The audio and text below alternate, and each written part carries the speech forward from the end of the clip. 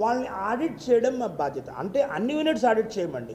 కొన్ని risk based అంటే ఆ యూనిట్ ఏదైతే వర్తక వ్యాపారం చేస్తున్నారో అందులో ఉన్న రిస్క్ను బట్టి, అంటే పన్ను ఎగవేతకు ఉండే అవకాశాలు బట్టి ఆ యూనిట్స్ సెలెక్ట్ చేయడం జరుగుతుంది. ఉదాహరణకి క్రితం సంవత్సరం మేము ఎన్ని యూనిట్స్ సెలెక్ట్ చేస్తామంటే ఇంచుమించుగా 1140 యూనిట్స్ సెలెక్ట్ చేస్తాం. కానీ మాకు దగ్గర ఉన్నది 25 గ్రూపులే.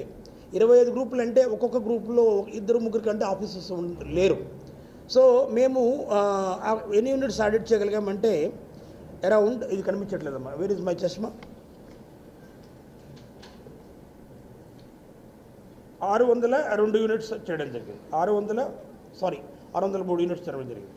అదేవిధంగా ఈ సంవత్సరం లో మాకు మొత్తం 902 యూనిట్స్ ఆడిట్ చేయమని ఆదేశించడం జరిగింది. ఈ సంవత్సరంలో ఇప్పటి వరకు 370 యూనిట్స్ ఆడిట్ చేయడం జరిగింది. క్రితం సంవత్సరం జూలై నెల వరకు తీసుకుంటే 352 యూనిట్స్ మాత్రమే ఆడిట్ చేయడం జరిగింది. ఇది ఏప్రిల్ నుంచి జూలైకి. డిటెక్షన్ వచ్చి 133.47, అంటే 133.5 crores డిటెక్షన్. రికవరీ వచ్చి 15.50 కోట్లు, అంటే 15.50 crores recovery last financial year. ఈ ఇయర్ వచ్చి 370 యూనిట్స్. ఎప్పటి నుంచి ఎప్పటి వరకు? బేసికల్లీ క్యాలెండర్ ఇయర్ అనేది చేస్తాము. ఎందుకంటే ఆడిట్ చేసేది not financial year, calendar year, జనవరి నుంచి డిసెంబర్ వరకు. జూలై వరకు మేము 370 యూనిట్స్ ఆడిట్ చేయడం జరిగింది. ఇంతకుముందు మీరు చెప్పినట్లుగా డిటెక్షన్ వచ్చి ఈ సంవత్సరం 1040 కోట్లు, 1040 కోట్లు. లాస్ట్ ఇయర్ 133.5 crores, ఈ ఇయర్ 1040 crores.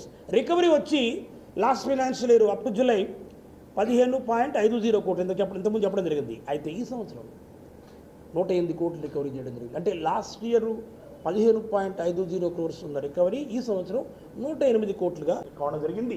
1,00,000 కోట్ల ఇన్వెస్ట్మెంట్ తీసుకురాగలిగారు. ట్యాక్స్ ఆల్రెడీ తీసుకొచ్చి మీకు తెలిసే ఉంటుంది. జార్ఖండ్, ఉత్తరాఖండ్, ఇంకొకటి ఏంటి మూడో స్టేటు, జార్ఖండ్, ఉత్తరాఖండ్, 3 స్టేట్లు అయినాయి.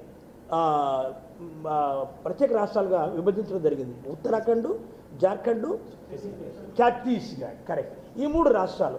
అప్పుడు 3 రాష్ట్రాలకి ట్యాక్స్ ఆల్రెడీ ఇవ్వడం జరిగింది. దాంతోపాటుగా ఖర్చుకు కూడా మన భారత ప్రధానమంత్రి గారు అప్పుడు ట్యాక్స్ ఆల్రెడీ తీసుకురావడం వల్ల ఈ 1,00,000 కోట్ల ఇన్వెస్ట్మెంట్. ఇప్పుడున్న అదానీ గారు ఆ పోర్టు నంబర్ 1 పోర్ట్ అయింది కంట్రీలో.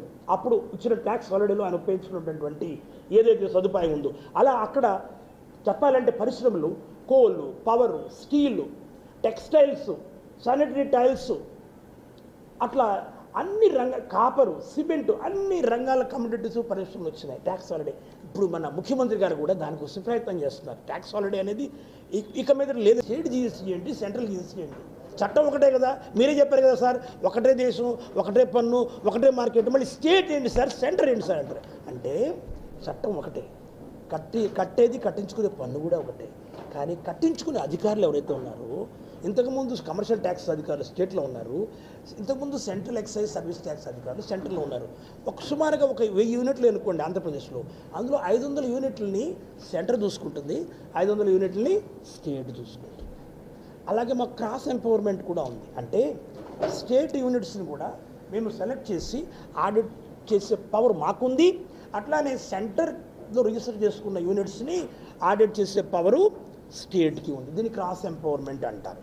సో మీ అందరూ మీ విలువైన సమయం వెచ్చించి మరి ఈరోజు మా ఈ కార్యాలయం ఉద్ఘాటనకు వచ్చినందుకు, మరి నేను చెప్పినటువంటి 4 మాటలు 40 మాటలు మరి మీరు శ్రద్ధగా విన్నందుకు మీ అందరికీ నా హృదయపూర్వక ధన్యవాదాలు.